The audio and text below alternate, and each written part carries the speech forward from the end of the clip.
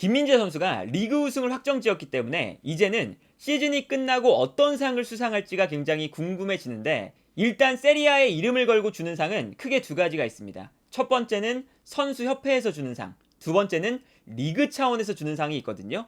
그런데 여기서 선수협회에서 주는 상은 시즌이 끝나자마자 주진 않습니다. 이 상은 이번 시즌을 기준으로 하지만 올해 가장 잘한 선수를 주는 이러한 개념이라서 연말쯤에 10월이나 12월 요 사이에 시상식을 따로 개최를 하고, 여기서 이제 올해의 팀, 올해의 선수, 올해의 감독, 득점왕 이렇게 네 가지 분야에서 시상을 하거든요. 그래서 시즌이 끝나고 리그를 옮기는 선수들은 이 상을 수상할 때 보통 시상식이 있을 때 이탈리아로 건너와서 수상을 하게 되는 이러한 장면들을 우리가 많이 볼 수가 있었죠. 뭐 예를 들면 호날두가 유벤투스에 있다가 맨유로 이적한 다음에 선수협회에서 주는 득점왕상을 수상하기 위해서 이탈리아로 건너와서 수상을 했던 그런 기억도 있고요. 아무튼 그래서 선수협회에서 주는 상은 아마 나중에 이제 수상을 하게 될 거고, 리그협회에서 주는 상은 시즌 마지막 라운드에 발표를 하게 됩니다.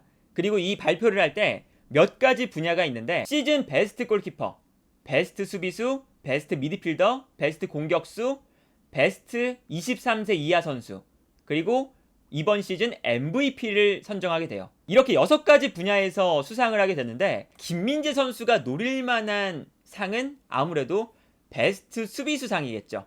이전의 수상자들을 보면 쿨리발리, 데브레이, 로메로, 브레메르 이 선수들이 이제 수상을 하게 됐었는데, 그런데 이게 리그 차원에서 주는 상이다 보니까 보통 상을 수상하는 선수들의 팀을 보면 웬만해서는 겹치지 않게 굉장히 골고루 분배할 때가 많습니다.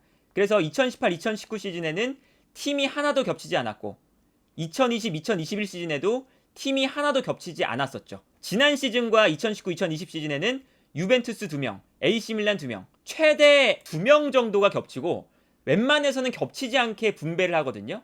그런데 이번 시즌은 조금 다릅니다.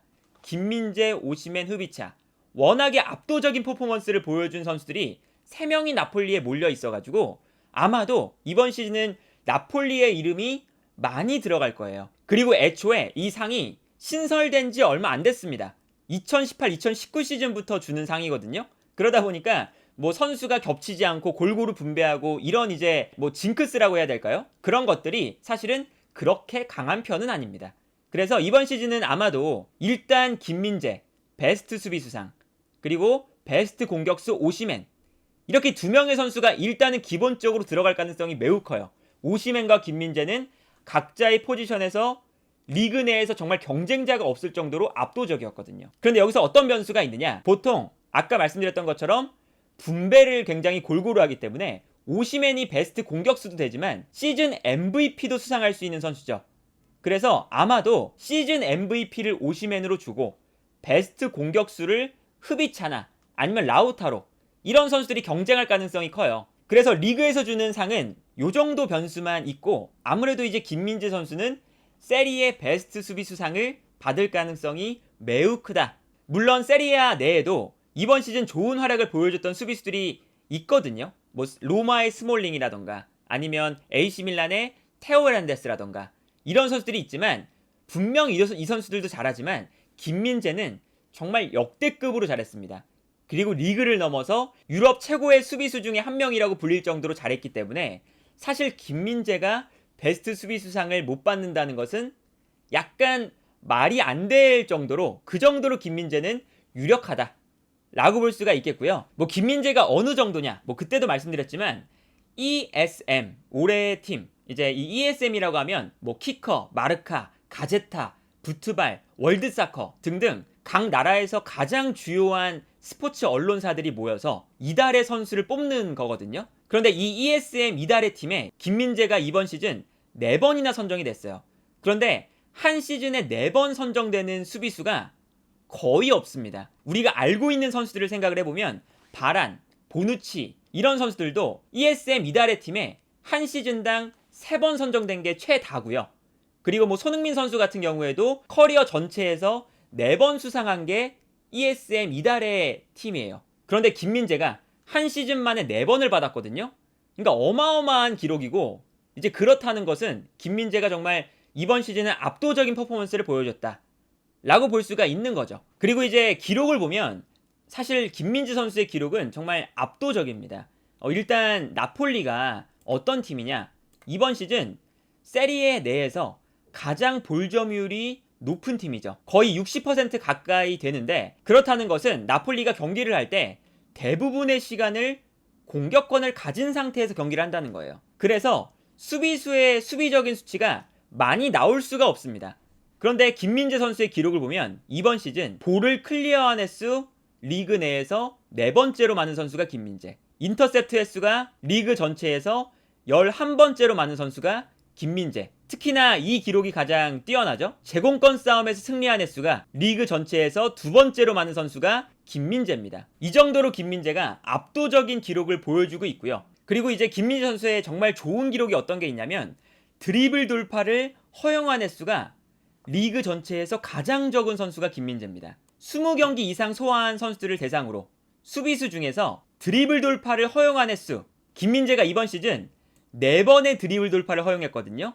리그 전체에서 2번째로 적은 기록인데, 이 기록이 얼마나 대단하냐, 사실 이 앞에 있는 볼로냐의 수마오로라는 선수는 이 선수가 부상으로 빠져 있었던 기간이 있기 때문에 한 21경기, 2경기만 소화했던 선수예요.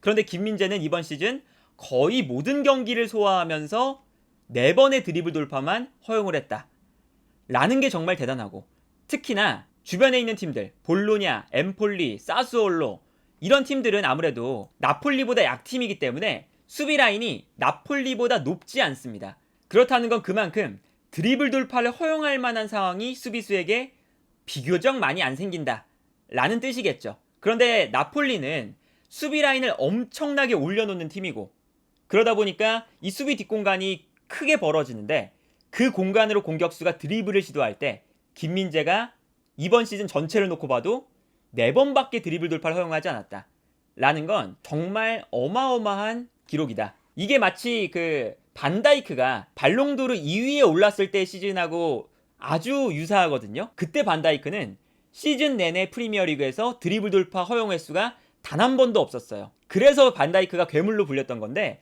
김민재 선수도 이 기록이면 정말 이번 시즌에 세계 최고의 수비수 중 한 명이다 라고 불릴 만한 기록이에요. 이제 이 장면도 보시면 나폴리의 수비 라인이 엄청나게 올라와 있습니다. 그리고 최후방에 김민재 한 명밖에 없죠. 그리고 이때 상대팀 공격수가 볼을 받은 다음에 드리블 돌파를 시도하는데, 분명히 나폴리의 뒷공간이 넓게 열려 있어요. 공격수가 이 공간으로 뛰어 들어가는데 사실 김민재의 스피드를 이겨내기가 굉장히 힘들죠. 그래서 분명히 나폴리의 수비 뒷공간은 넓게 열려 있지만 김민재가 따라가서 공격수를 막아 세웁니다. 이 장면도 마찬가지죠. 이 장면도 보면 김민재가 아까 장면하고 너무나 유사한데, 나폴리의 수비 라인이 높게 올라와 있고 김민재가 최후방에 있어요. 그리고 뛰어들어가는 공격수에게 패스가 들어가는 상황입니다. 그리고 상대팀 공격수는 나폴리의 넓은 수비 뒷공간을 노리기 시작하죠. 그런데 이 장면에서도 김민재가 있다 보니까 어떤 장면이 나오냐, 공격수가 볼을 잡았는데 나폴리의 수비 뒷공간으로 돌파를 하기가 굉장히 부담스러워져요.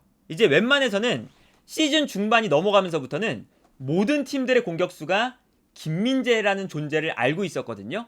이 선수가 워낙에 스피드가 빨라서 돌파를 하기 어려운 선수다 라는 것을 모두가 알기 때문에 분명히 공격수 앞에 넓은 공간이 펼쳐져 있는데 이 공격수가 치고 달리지 못합니다. 분명히 치고 달릴 수 있는 상황이잖아요. 그런데 앞으로 달려나가지 못하고 안쪽으로 접고 들어와요. 왜냐면 앞에 김민재가 있었기 때문에. 그래서 이 다음 장면을 보면 결국에 안쪽으로 접고 들어오다가 나폴리 수비수들에게 둘러싸여서 볼을 뺏기는 장면을 볼 수가 있거든요. 그러니까 이제 이 정도인 거죠. 상대 공격수들이 분명히 자신의 앞쪽에 공간이 넓게 펼쳐져 있음에도 불구하고 김민재가 있기 때문에 돌파를 시도하지 못하고 머뭇거리다가 볼을 뺏기고, 아니면 김민재와의 스피드 경쟁을 피하기 위해서 안쪽으로 접고 들어오는 선택을 하거나, 이제 이런 것처럼 김민재가 세리에A 공격수들에게는 정말 공포의 대상이 되었던 시즌이었다 라고 볼 수가 있겠고, 실제로 이번 시즌에 김민재를 확실하게 이겼다고 볼 수 있는 공격수가 이번 시즌 단 한 명도 없거든요. 뭐 라우타로, 지루, 루카쿠,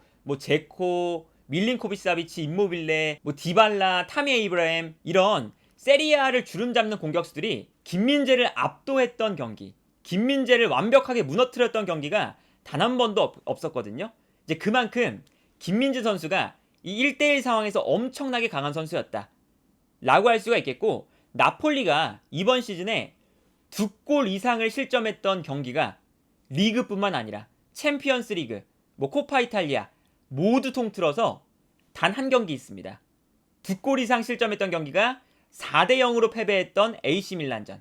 그 한 경기를 제외하면 2골 이상을 먹혔던 경기도 없어요. 그 정도로 이번 시즌 나폴리의 수비력이 엄청났는데, 이 엄청난 수비력에는 당연히 김민재의 영향이 너무나도 크고, 특히나 나폴리는 수비 라인을 엄청나게 올리는 팀인데 실점이 이만큼 적었다. 이번 시즌 세리에A 최소 실점 팀이거든요. 이번 시즌 나폴리가 현재까지 34경기에서 23골을 실점하면서 세리에 내에서도 최소 실점 팀이거든요. 이제 그러다 보니까 사실 김민재가 이번 시즌이 끝나면서 베스트 수비 수상을 못 받는다는 것은 정말 말이 안 될 정도로 김민재의 퍼포먼스가 대단했다. 그래서 김민재 선수가 이번 시즌이 끝날 때 빅리그에서 최고의 수비 수상을 아마 수상하지 않을까 라는 생각이 듭니다.